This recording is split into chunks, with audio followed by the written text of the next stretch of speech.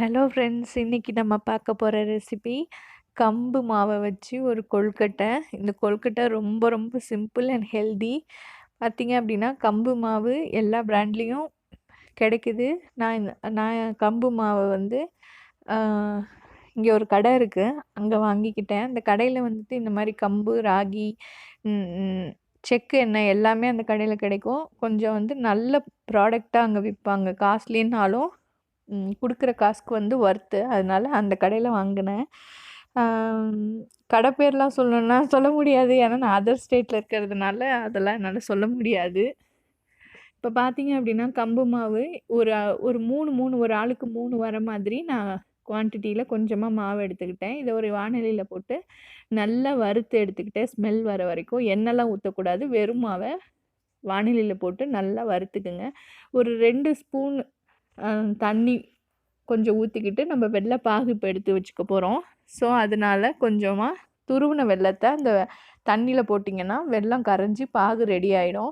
இது வெல்லம் கரைஞ்சா போதும், பாகு அளவுக்கு திக்காக காய்ச்சணும்லாம் அவசியம் இல்லை. ஜஸ்ட்டு வெல்லம் அந்த தண்ணியில் கரைச்சி வடிகட்டி ஊற்றுற அளவுக்கு அந்த கன்சிஸ்டன்சியில் இருக்கணும்.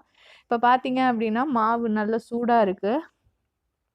இதில் தேவையான அளவு உப்பு போட்டுட்டு நம்ம வச்சிருக்கிற அடுப்பில் இருந்து அந்த வெள்ளை தண்ணியை ஒரு வடிகட்டி வச்சு இதில் ஊற்றிட வேண்டியதான். தேங்காய், கொஞ்சோண்டு ஏலக்காய் தூள், உப்பு லைட்டாக போட்டு பாகு அதை ஊற்றி அப்படியே நம்ம கொழுக்கட்டை மாதிரி பிடிச்சி இட்லி பானையில் வச்சு வேக வைக்க போகிறோம். அவ்வளோதான். இது ரொம்ப ரொம்ப சிம்பிளான ரெசிபி. குழந்தைங்களுக்கு ரொம்பவே ஹெல்த்தி. இதை வந்து எல்லா மில்லட்ஸ்லையும் ட்ரை பண்ணலாம். பார்த்தீங்க அப்படின்னா நான் இப்போ வடிகட்டிக்கிட்டு இருக்கேன். ரொம்ப சூடு தாங்கலை, ரொம்ப சூடாக இருந்துச்சு. மாவும் சூடு, பாகும் சூடு. அதனால் கொஞ்சம் லேட்டாச்சு. கரண்டியை வச்சே கிண்டினேன். துருவின தேங்காய் போட்டுக்குங்க தேவையான அளவு. நான் இது ஃப்ரீஸ் பண்ண தேங்காய். இதை முன்னாடியே எடுத்து வைக்க மறந்துட்டேன். அப்போ தான் ஃப்ரிட்ஜில் இருந்து எடுத்தேன். அதனால தான் கொஞ்சம் லேட்டாச்சு. ஒரு 5 ஸ்பூன் இருக்கிற மாதிரி தேங்காய் நான் போட்டுக்கிட்டேன். தேங்காய் நல்லா நிறையா இருந்தால் கொழுக்கட்டை டேஸ்ட்டாக இருக்கும் இல்லையா? அதனால ஒரு 5 ஸ்பூன் போட்டிருக்கேன். 5 ஸ்பூனுன்னா ரொம்ப நிறையா இல்லை, ஒரு சின்ன ஸ்பூனில் ஒரு 5 ஸ்பூன் அந்த அளவுக்கு.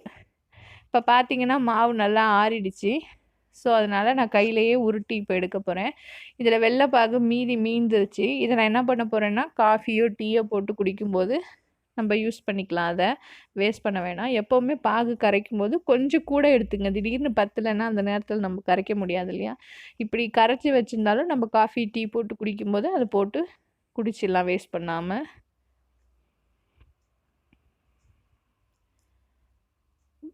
கொஞ்சம் 2 ஸ்பூன் போல் நான் கீ விட்டுக்கிட்டேன். பெரிய ஸ்பூன் இல்லை, ஒரு சின்ன ஸ்பூன் சைஸ் தான். ஒரு 2 ஸ்பூன் மட்டும் ஒரு வாசனைக்காக. இப்போ கீ, உப்பு, வெள்ளைப்பாகு, ஏலக்காய் தூள், தேங்காய் எல்லாத்தையும் போட்டு நல்லா பிசைஞ்சிட்டு கொழுக்கட்டை மாதிரி பிடிக்க வருதான்னு பாருங்கள். பிடிக்க வந்துருச்சு அப்படின்னா நம்ம கொழுக்கட்டை பிடிக்க ஆரம்பிச்சிடலாம். தண்ணிலாம் ஊற்றக்கூடாது. இதை வந்து சில பேர் ஆவியில் வேக வச்சு அப்புறம் வேறு கொழுக்கட்டை மாதிரி பிடிச்சி திருப்பி வேக வைப்பாங்க. அந்த மாதிரி 2-3 வேலை செய்ய வேண்டாம். டைரெக்டாக வறுத்த மாவில் நம்ம எல்லாத்தையும் போட்டுட்டு கொழுக்கட்டை பிடிச்சி டைரெக்டாகவே இட்லி பானையில் வேக வச்சா வேலையும் ஈஸியாக முடியும், கொழுக்கட்டையும் டேஸ்ட் நல்லாயிருக்கும்.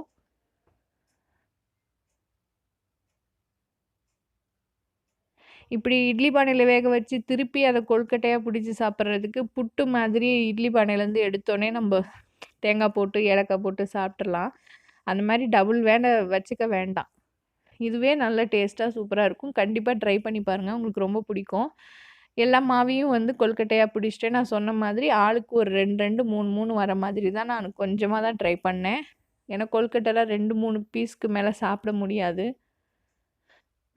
இப்போ எல்லாத்தையுமே நான் கொழுக்கட்டையாக பிடிச்சி இட்லி தட்டில் வச்சுட்டேன். ஏற்கனவே இட்லி பானையில் தண்ணி ஊற்றி அடுப்பில் வச்சுருந்தேன். இப்போ இந்த பிடிச்ச கொழுக்கட்டையை இட்லி பானையில் வச்சு ஆவியில் வேக வச்சு எடுத்துடலாம். இது வேக 5 நிமிஷம் ஆகும்.